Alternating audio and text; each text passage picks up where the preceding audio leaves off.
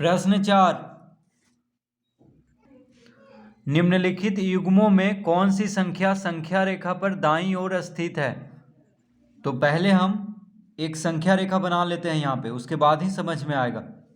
देखिए, एक सीधी रेखा खींचना है, स्केल से खींचना है, ठीक है। उसके बाद यहाँ पे शून्य को लिख लेंगे। तो शून्य के दाईं ओर क्या होता है, धनात्मक संख्या, 1 2 3 4 इस तरह से बढ़ते जाता है।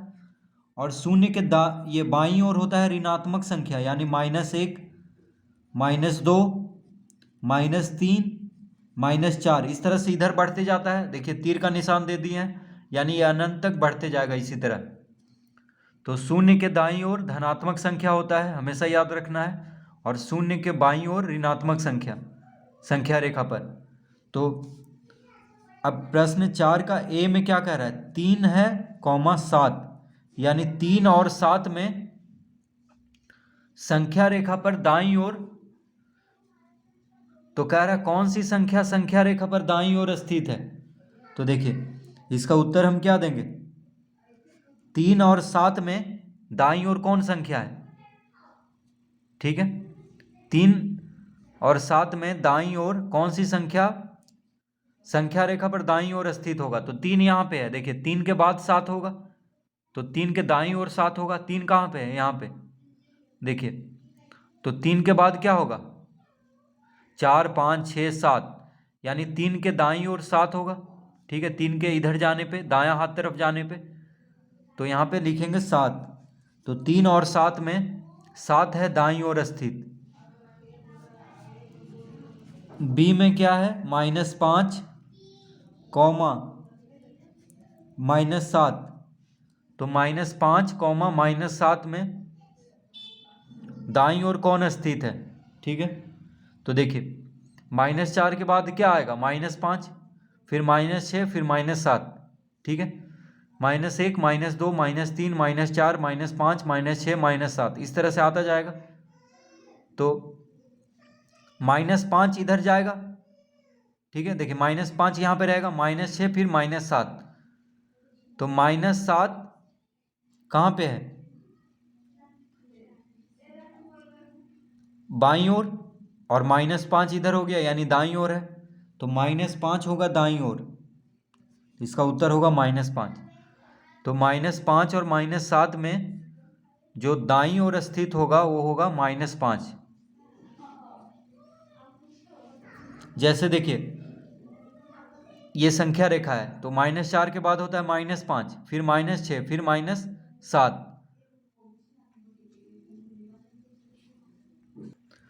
तो -5 जो होगा -7 से बड़ा होगा, ठीक है।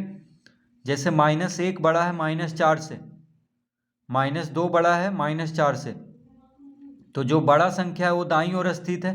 जैसे देखिए 7, ये 4 बड़ा है 3 से, तो बड़ा संख्या कहाँ पे है, दाईं ओर है, और छोटा संख्या बाईं ओर हो गया। तो यहाँ पे -5 और -7 में कौन बड़ा है, -5 बड़ा है। तो -5 क्या होगा, दाईं ओर स्थित होगा।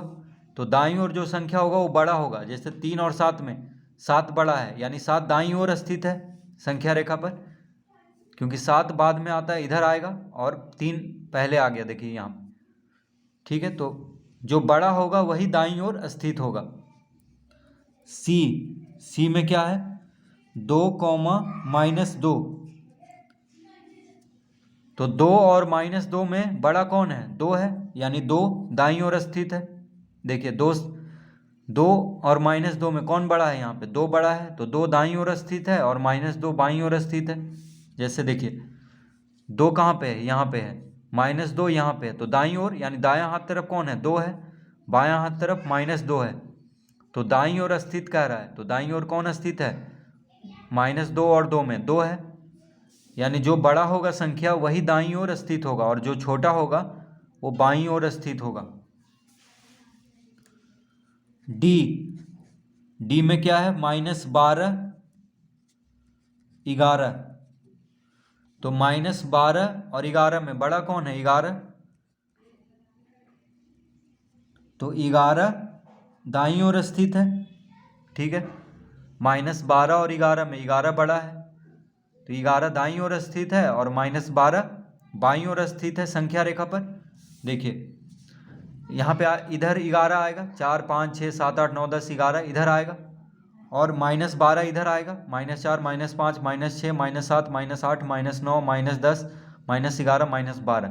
तो ये हो गया -12 हो गया बाईं ओर और 11 हो गया दाईं ओर। तो जो बड़ा संख्या होगा दोनों में वही दाईं ओर स्थित होगा संख्या रेखा पर। ई में है -5, -8। तो कौन बड़ा है दोनों में?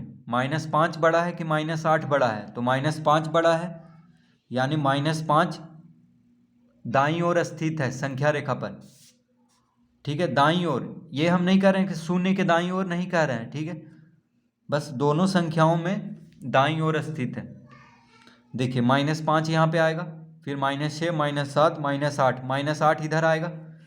ठीक है, अगर संख्या रेखाओं को आगे बढ़ाने पे तो -8 और -5 में -5 दाईं ओर है, -8 बाईं ओर है। तो जो संख्या बड़ा होगा ये दोनों में वही दाईं ओर स्थित होगा और जो छोटा होगा वो बाईं ओर स्थित होगा। इफ 1, 0, तो कौन बड़ा है यहाँ पे? 1 और 0 में 1 बड़ा है, यानी 1 दाईं ओर स्थित है और 0 बाईं ओर। जैसे यहाँ पे देखिए 0 और 1 में 1 दाईं ओर है, इधर है दायां हाथ तरफ है, और 0 कहाँ पे है? इसके 1 के अनुसार 0 बाईं ओर है, बायां हाथ तरफ है। ठीक है, देखिए इधर दायां 0 और 1 में, तो जैसे मान लीजिए हम 2 कलम लेते हैं, तो एक दायां हाथ हो गया और एक बायां हाथ। ठीक है, तो देखिए इस कलम के अनुसार ये दायां तरफ वाला कलम हो गया और इस कलम के अनुसार ये कलम हो गया बायां तरफ। ठीक है, तो उसी के अनुसार दोनों संख्याओं में चुनना है।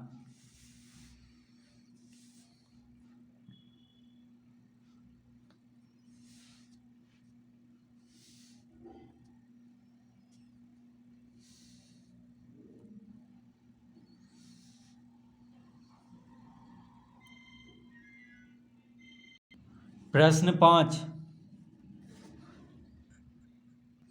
नीचे दिए हुए युग्म पूर्णांकों के बीच के सभी पूर्णांक बढ़ते हुए क्रम में लिखिए। तो प्रश्न 5 का ए क्या है? 1 और -8। तो कह रहा है सभी पूर्णांक को बढ़ते हुए क्रम में लिखिए, यानी बढ़ते हुए क्रम में लिखना है। ठीक है, इसके बीच में जितना भी पूर्णांक है उसको बढ़ते हुए क्रम में लिखना है। तो इन दोनों पूर्णांकों के बीच में जो भी पूर्णांक है उसको बढ़ते हुए क्रम में लिखना है। तो देखिए 1 और -8 के बीच में कौन कौन आ जाएगा? तो यहाँ पे सबसे छोटा कौन है? देखिए 1 और -8 में छोटा कौन है? -8। तो -8 से बड़ा कौन होता है? -8 से बड़ा -7। ठीक है, देखिए क्या कह रहा है कि बढ़ते हुए क्रम में लिखना है।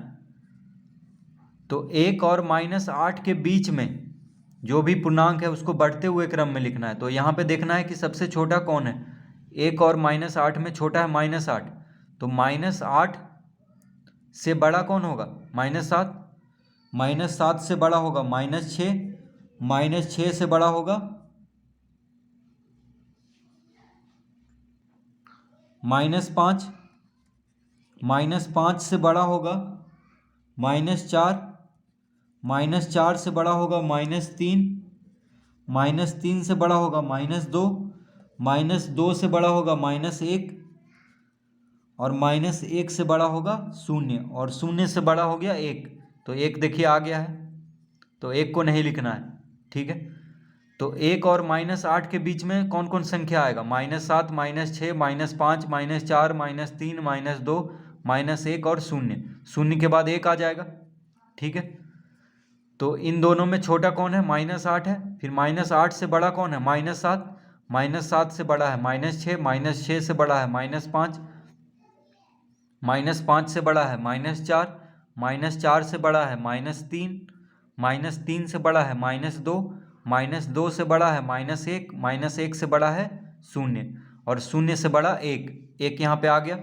ठीक है, तो इस तरह हम लिख देंगे बढ़ते क्रम में। देखिए सबसे छोटा -7 और सबसे बड़ा कौन हो गया यहाँ पे 0। ठीक है, तो बढ़ते हुए क्रम में लिखना है, छोटा से बड़ा, सबसे छोटा पहले और बढ़ते बढ़ते जाना है और सबसे बड़ा अंत में। तो इस तरह लिख लेंगे। बी में क्या कह रहा है, -6 और 6, तो -6 और 6 के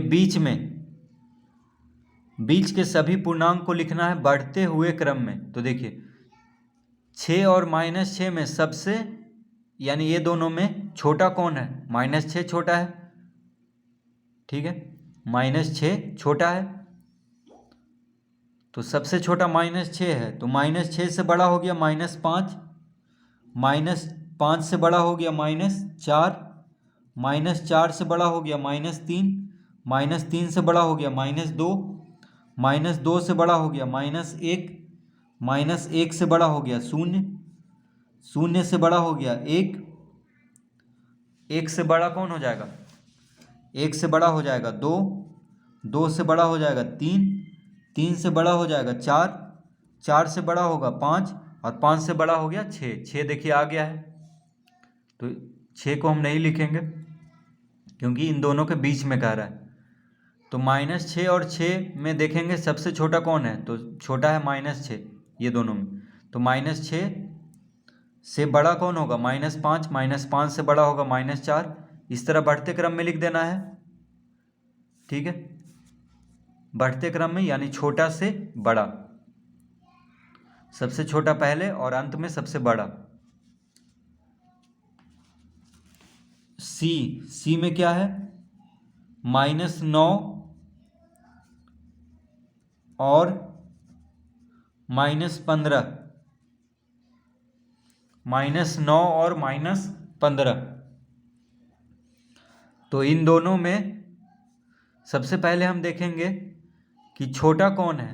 तो देखिए छोटा है -15 और बड़ा है -9, इन दोनों में छोटा कौन है, -15 छोटा है, -9 बड़ा है। तो -15 से बड़ा कौन होगा, -15 से बड़ा होगा -14, तो यहाँ पे -14 लिख लेंगे।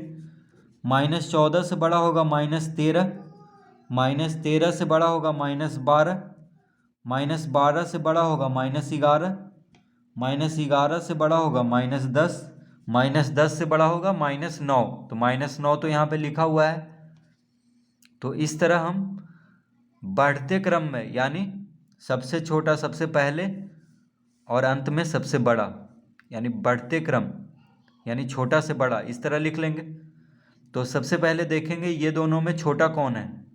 तो ये दोनों में छोटा है -15, तो -15 से बड़ा है -14, इस तरह करके लिख लेंगे।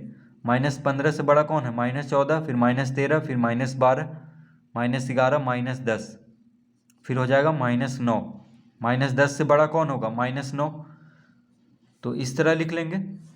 -9 और -15 के बीच में जो भी पूर्णांक है उसको बढ़ते क्रम में लिख लेंगे। डी में क्या कह रहा है, -30 और -21, -30 और -21, तो इन दोनों में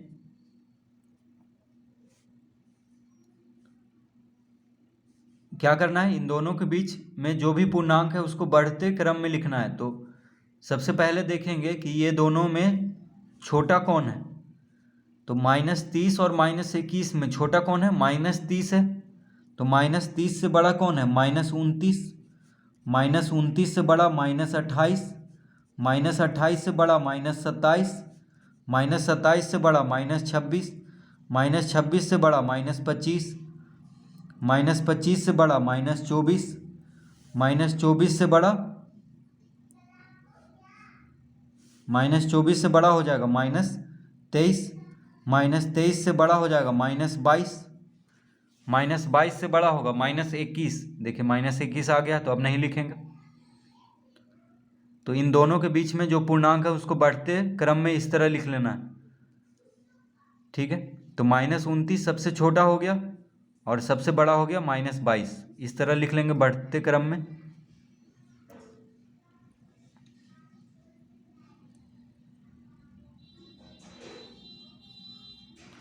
तो इस तरह प्रश्न 5 हल करेंगे।